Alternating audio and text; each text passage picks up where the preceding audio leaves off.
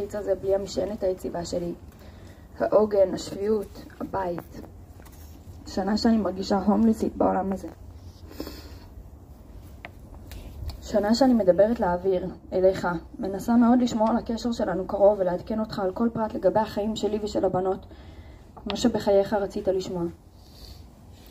למקרה שאתה שומע, ממשיכה לעדכן, וממשיכה גם לעדן לך קצת, לשמור על המורל של עצמי ולשדר לך שאנחנו בסדר, למקרה שאתה שומע.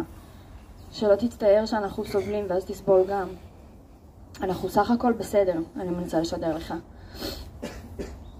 הלוואי והמסרים ממני מגיעים אליך נפתולי. הלוואי שאתה קולט אותי משדרת לך כמה אני אוהבת אותך, כמה אתה מתוק וכמה היית פרטנר מושלם. כמה עשית הכל על הצד הטוב ביותר.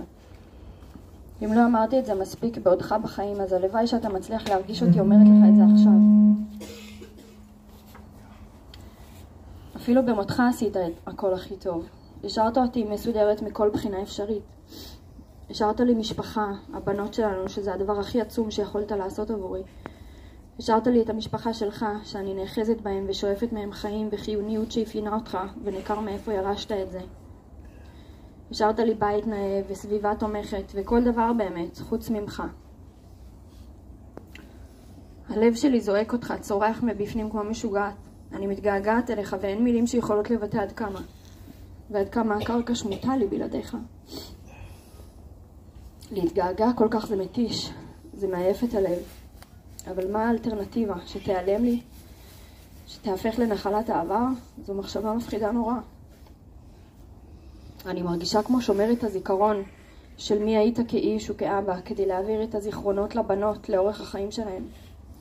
אני כל הזמן מנסה להיזכר ברגעים קטנים שלך, בהבעות פנים, באמירות אופייניות, במיקום הנמשים שלך, באיך היית מגיב, באיך נראית כשצחקת, על מה צחקת, מתי חייכת. תדע שהבדיחות שלך עדיין מעלות בצחוק אמיתי כשאני נזכרת בהן. חלקנו חוש הומור דבילי. לפעמים מרגיש שהחיים נהפכו לגוש זמן של הרהורים בלתי פוסקים. אני לא מעכלת עדיין שהלכת לי ככה מוקדם וככה רחוק. המחשבה שהגעת לי לחיים עם כל האור והחום והביטחון שלך לב זה כל כך קצר, היא מחשבה כואבת נורא.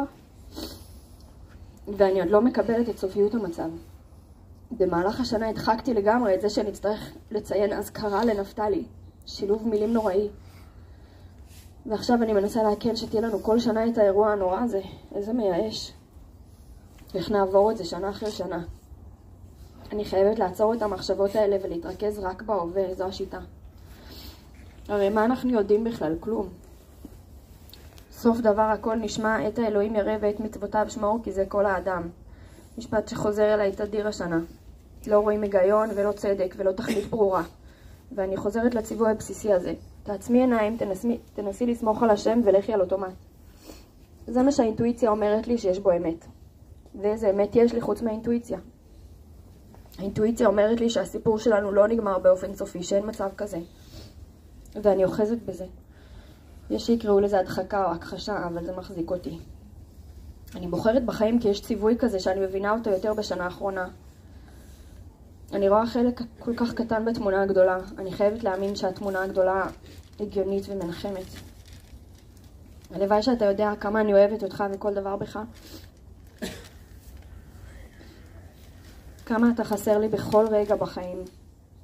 וכמה אני מצטערת ומתחרטת על כל פעם שהייתי עצבנית אליך או לא נחמדה. קשה לי שאתה לא יכול לענות לי ולאשר לי שלא הייתי כל כך גרועה ולהזכיר לי כמה אתה אוהב אותי. אני נושאת איתי כמו איתור או כתר את העובדה שבחרת בי להיות הפרטנרית שלך בהכל ולהיות המשפחה שלך ולהיות אימא לילדים שלך. הכבוד הכי ענק בחיים שלי.